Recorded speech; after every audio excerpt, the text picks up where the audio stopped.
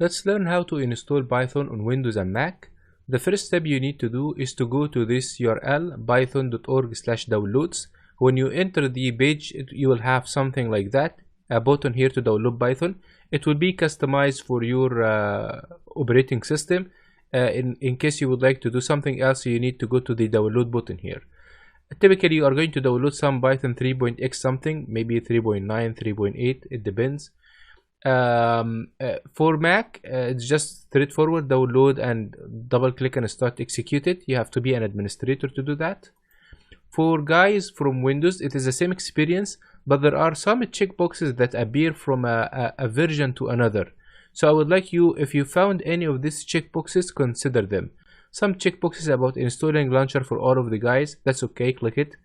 Or if you have something say 64 launcher or 32 launcher, it depends on your machine. So if your machine is 64-bit, select 64-bit. There is something about the path or the environment variables. Please click it. This is the most important one. For some machines, it might tell you about a disable path limit. If it happened, press this box and click yes. So disable the path limit for it. It's okay to associate the path files with .bi files. So any .bi file will be attached to Python and later to the IDE. If it asks you to create some shortcuts, create them. Otherwise, everything is very straightforward. Feel free to change the installation directory to something like that. One question is, am I 64-bit or 32-bit? If you try to Google for that, you can easily go to the start point, to the setting, system, and about. You will find the line about the system type, and it will tell you if you are 32-bit or 64-bit. Typically, many of the recent machines are just 64-bit. If you are confused, please visit this link.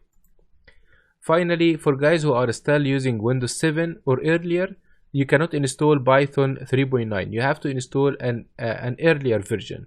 So for that, you have to go to the downloads/Windows. You will find the first column about stable release and find a version that might fit with your machine.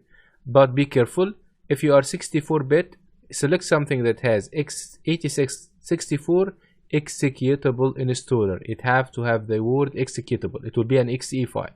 If you are 30-bit, then you select something x86, again executable, an exe file that will be downloaded. That's all.